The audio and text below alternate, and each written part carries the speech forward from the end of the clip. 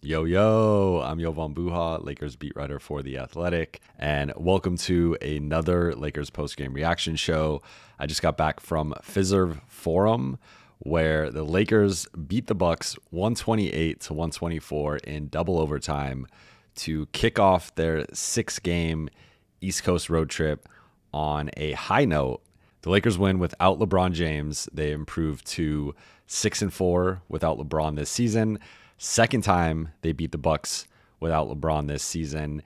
And the Lakers rallied from a 19-point fourth quarter deficit with about 8 minutes remaining. This is the second time in the last few weeks, with the other game coming against the Clippers. Remember, they were down 21 early in the fourth, and LeBron just went supernova and completely took over that game. But this time they did not have LeBron whipping out his superhero cape, as Darvin Ham said after that Clippers win. This time it was a group effort, primarily led by Anthony Davis, Austin Reaves, and D'Angelo Russell. You guys know the drill. I'm going to read through some of the key numbers from this game, go over the context of them, and then jump into the 3 takeaways. So we have to start with Anthony Davis, who had a monster game. To me, this was his best performance in a game that LeBron James missed this season. AD had 34 points, 23 rebounds, including 7 offensive rebounds, 2 steals, and 4 blocks in 52 minutes, the most by a Lakers player since Kobe Bryant in 2012. And AD had an interesting game because he was only 12 for 31, was uncharacteristically off, especially in the beginning of the game. I think he started 4 for 13. It was either in the first quarter or like at some point in the first half. He was really struggling, and the length of Giannis Antetokounmpo and Brook Lopez and Bobby Portis, like just the collective length and physicality of that Bucks front line was bothering him, and them just swarming him in the paint. And he was missing some shots that he normally makes, but he responded well in the fourth quarter and overtimes. He made 3 threes, which was his season high. Also attempted 8 threes, which was a season high. He had a huge game-saving block on Damian Lillard at the end of the first overtime, and really was the best player on the floor over the final 15-20 minutes. And he did all that after suffering some type of leg or knee contusion. We spoke with him after the game, and he wasn't sure what happened. There was a theory floated on Twitter that he banged knees with Chris Middleton.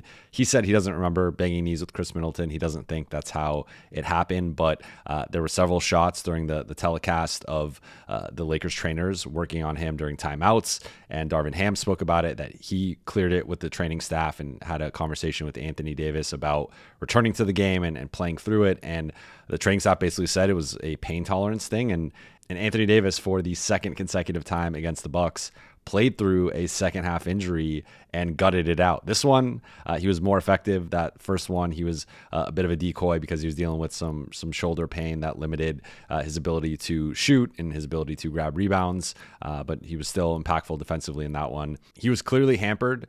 You could tell he was jogging at times, and part of that was being gassed and just how many minutes he was forced to play. But he took on the Giannis matchup from the jump. But just an incredible Anthony Davis game from the jump, and I'm going to get into him a little bit later in the show. Austin Reaves had his second career triple-double with 29 points, a season-high 14 rebounds, and 10 assists. He made several big shots in this game, none bigger than the game-sealing shot with 38 seconds remaining. The Lakers ran a double drag action, basically 2 players screening for D'Angelo Russell. Austin and AD were the screeners, and there was a miscommunication with Malik Beasley and Damian Lillard. Austin slipped the screen, popped out, and he was wide open for a 3 from the left corner to seal the game. So a huge performance from him. Like, I think AD gets the game ball for 30, 20, 4 blocks and several key threes and just the level of defense that he played.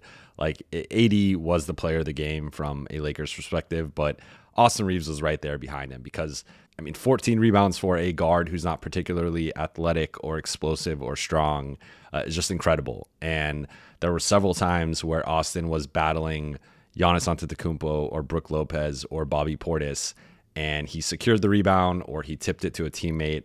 And just his battling in the paint defensively, I thought was a really underrated part of tonight's performance. And then there was D'Lo, who had 29 points, 7 rebounds, and 12 assists. Almost had a triple-double of his own. But he, I thought, kept his composure. And that's something that we've seen at times when D'Lo starts off cold. I think he started this game something like 1 for 7, 2 for 8, somewhere in that range. And sometimes it can snowball with him, right? Where he ends up having an off night and he's just not as effective. I will say more recently, when he doesn't have it going offensively, he's still at least playmaking and creating for others. But tonight was a perfect example of, he gets off to a slowish start, but then he starts making plays and getting going in the second half, in the third quarter, fourth quarter. He hit 2 key free throws late in the game to ice it. And I thought a really impressive performance for D'Lo, considering how he started the game and how he responded. I think he was probably the player who had the biggest difference between their first half and their second half. And again, almost had a triple-double, and he was also in there battling on the glass and commanding the offense. And the Lakers were really using him and the attention that he was drawing from the Bucks to facilitate opportunities for Anthony Davis, to ping the ball around.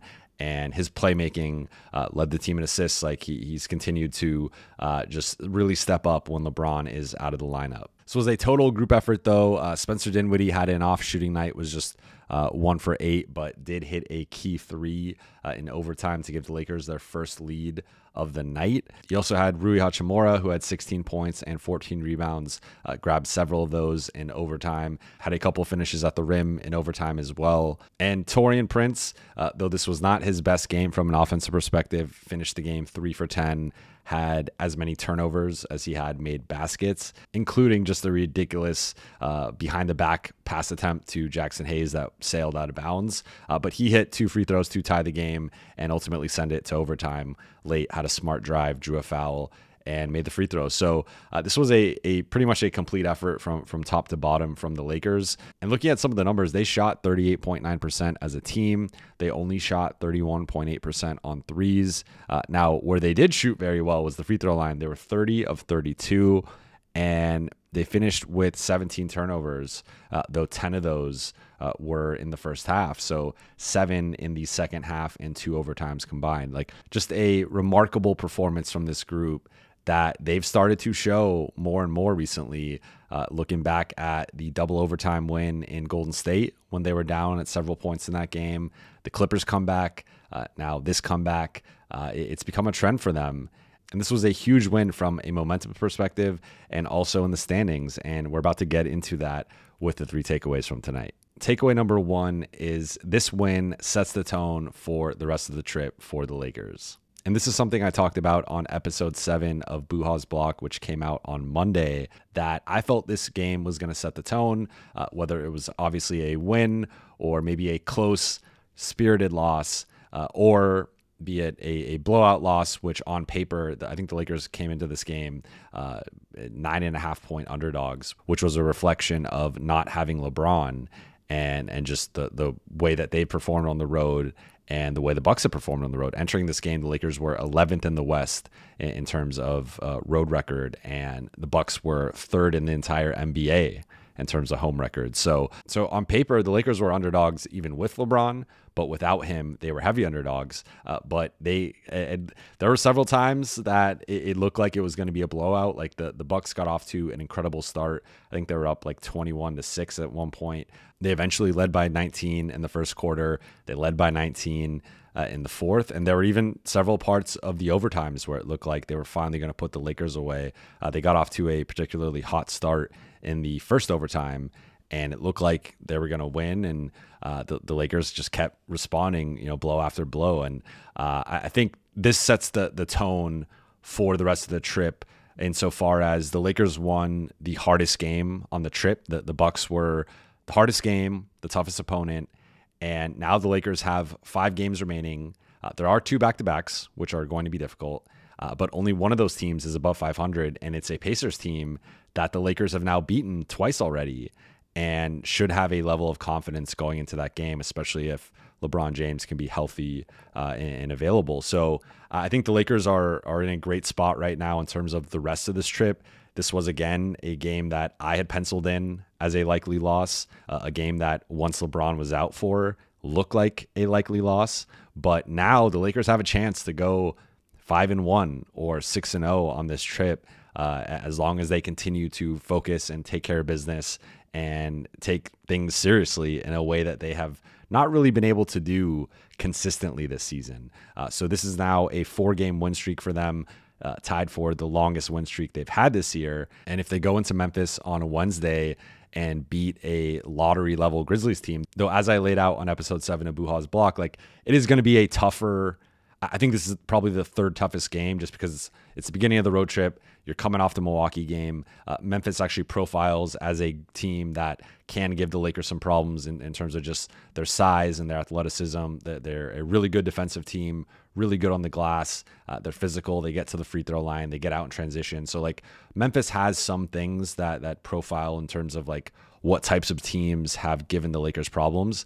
They've already beaten the Lakers this season, going back to early January. So, like, the formula is there for Memphis to, especially after such an emotional win, to potentially, and several guys playing heavy minutes. Again, AD played 52, D'Lo played 50, Austin played 48. So, like, those guys are it's inevitable. Like, a back-to-back in general is tough, but a double overtime back-to-back is just brutal. So we'll see. The Lakers could have an emotional letdown in that Memphis game.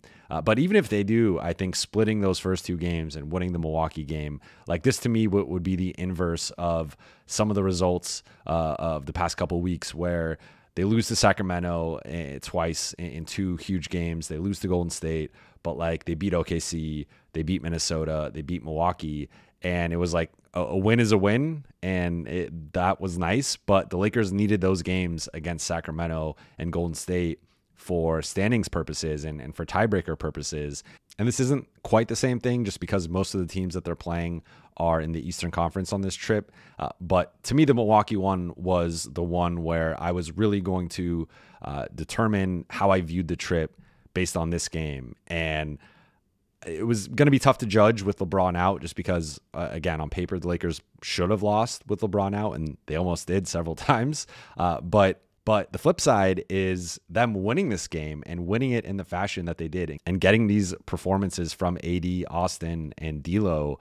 I think it does now the opposite of just, it gives the group a level of confidence. It gives them a little bit of margin for error on the trip, where you won a game you probably were going to lose. So if you do end up dropping one, it's not the end of the world. You don't want to drop more than one. But if you do end up losing to a Memphis, a Brooklyn, a Washington, or a Toronto, it's a little bit more palatable now. Again, you don't want to lose to any of those teams. You want to go 6-0 or 5-1.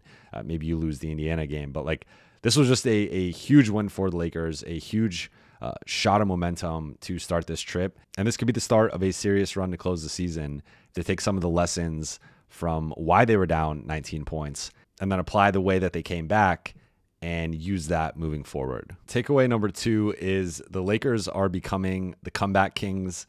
This is the second comeback they've had in the past month of 19 or more points in the fourth quarter. And I mean, with the modern NBA, Anthony Davis talked about this, like, a 20-point lead isn't safe anymore the way that it used to be. And there were calls that Dan Wojcicki of the LA Times tweeted out, should be time to pull out the starters soon. And other people were tweeting that of, why are they still in there? Darvin should pull them. And Darvin admitted there was a moment there he called the timeout with 6:56 left. The Lakers were down by 12.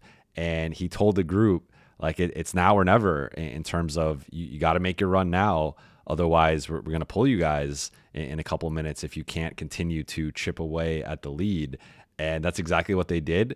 They were, from the point that they were down by 19 points, they went on a 26-7 run to close out the fourth quarter over the final 8:25. To me, this is just the latest thing that confounds me with the Lakers, because they have not been consistent at all this season. Again, their longest win streak is now 4 games, twice. And if you look at it on paper of, like, a 9 seed who has yet to really have any consistent stretches in terms of putting together win streaks or just putting together some momentum, like that is a troubling sign 70 games into the season. But then they have the comeback against the Clippers, the smaller comeback against the Warriors earlier on that, at the end of January on that previous 6-game trip that they'd been on. And then this comeback. And to do it without LeBron, I think was the most impressive thing, because those 2 previous comebacks were with LeBron, and the Clippers one was a comedy of errors on the Clippers' part, and then also LeBron just going supernova and making pull-up threes and just going. I mean, he outscored the Clippers by himself in that fourth quarter. And then we've also seen the Clippers have been struggling in general over the past few weeks. But this game, to do it against the number 2 team in the East, a team that was hungry to get a win against the Lakers after being embarrassed by LA and D'Lo dropping 44 on them, and AD having one arm basically in that fourth quarter, and the Bucks still losing that game. And so they had plenty of motivation and to win this game and to get their lick back. And like the fact that the Lakers were able to overcome just the human factor of it. And then there were several times Lakers are down 19 early. They go on a run midway through the beginning to middle part of the second quarter. Then the Bucks respond and stretch it back to 16 at halftime. Lakers go on another run in the third quarter. Bucks stretch it to 14 to close the third. And then the teams I think the Bucks go on a 4-0 run. They stretch it to 18, and the Lakers call a timeout. And then I think they get it a little bit lower. Then the Bucks respond again to get it to 19. And it's like the Lakers could have folded at so many different parts of this game. And even late, looking at some things not going their way, where D'Angelo Russell clearly gets fouled by Malik Beasley. And not only does he not get the foul call, but the play gets challenged by the Bucks. And instead of being off of the Bucks, it gets reversed and is now Bucks ball. And Bucks get a chance to try and win the game. Then on the next possession, Giannis Antetokounmpo appears to travel, but it's called a foul on Spencer Dinwiddie. So the Bucks get another opportunity to try and win the game, and then he misses an alley-oop, lob attempt, and then it goes to overtime. But like that was a deflating sequence for the Lakers, where it looked like they were actually going to win the game in regulation. If D'Lo gets a couple of free throws there, or Giannis gets called for a travel, Lakers get the ball back with a few seconds left to try and win the game. Again, those were a couple of plays that could have taken the confidence away from this group or deflated their momentum. And instead, they continued to fight through it and pushed for, tried winning the game in overtime, went to a second overtime, and then ultimately were able to pull through. So, and the point of all of this is the Lakers' lack of consistency from the beginning of the season until now has been a bit concerning, to say the least, and a reflection of a team that isn't always on the same page, isn't always focused.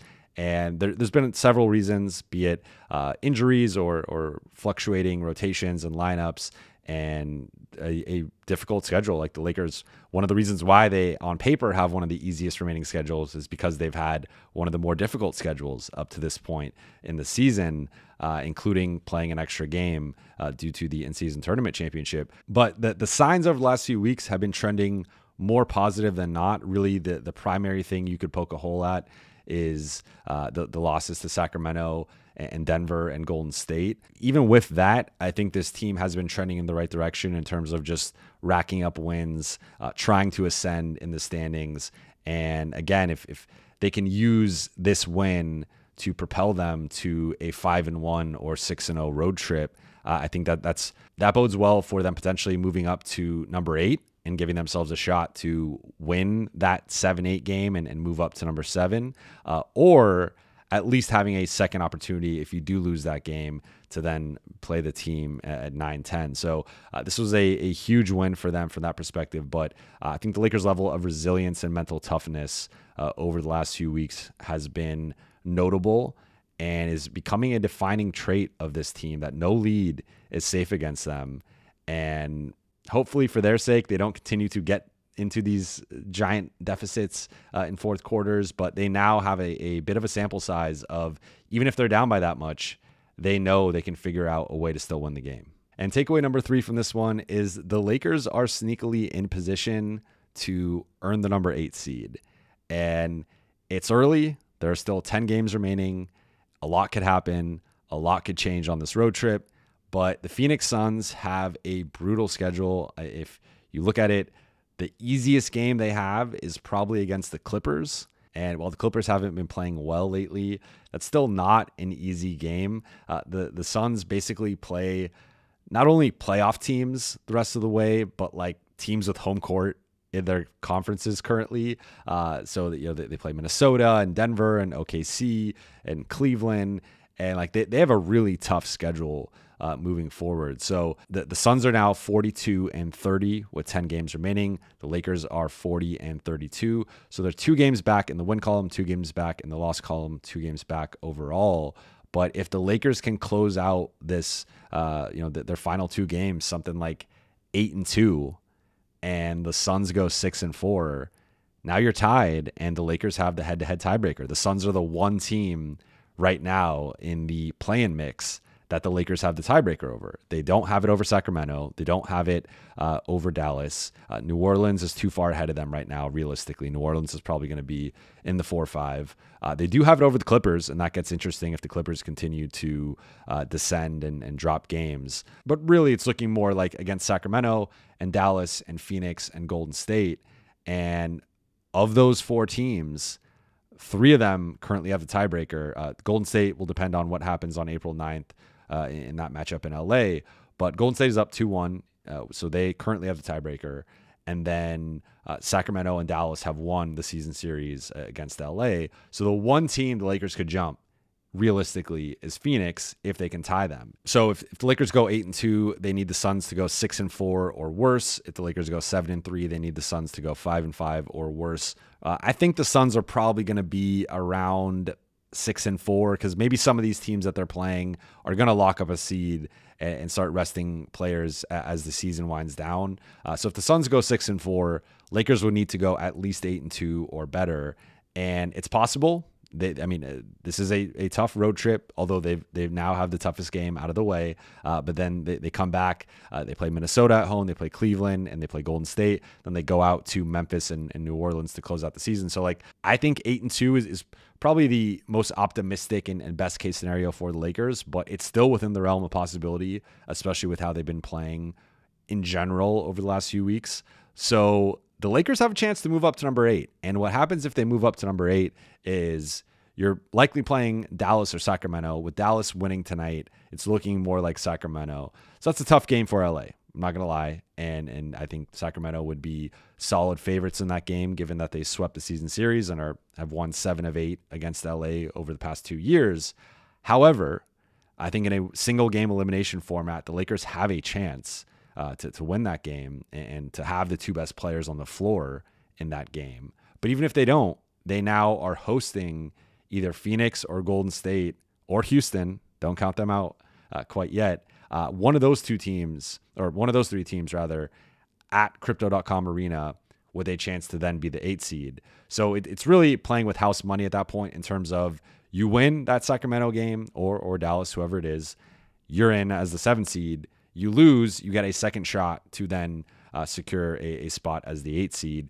Whereas being in the 9-10, you lose, you're done.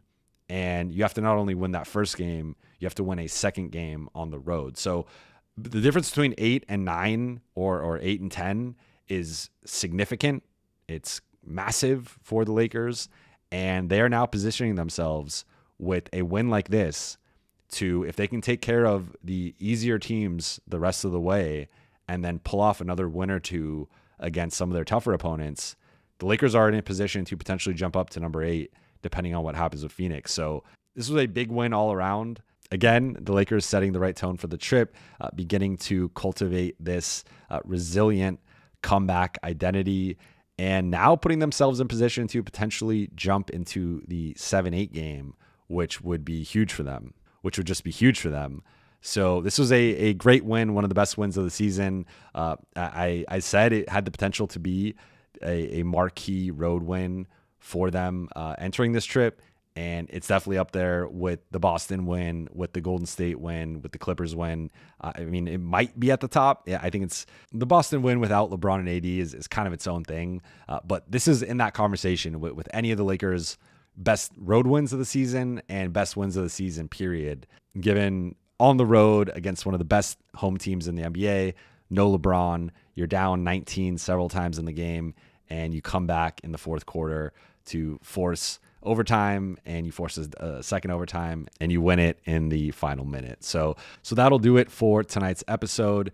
Thank you guys so much for watching and listening. If you're on YouTube, please subscribe, hit that notification button, and drop a comment, drop a like. And if you're listening on Spotify or Apple Podcasts or your podcast platform of choice, please be sure to hit the follow button, download episodes, and leave a 5-star review. I'll be back Wednesday night from Memphis after the Lakers back-to-back against the Grizzlies. I'll talk to you then.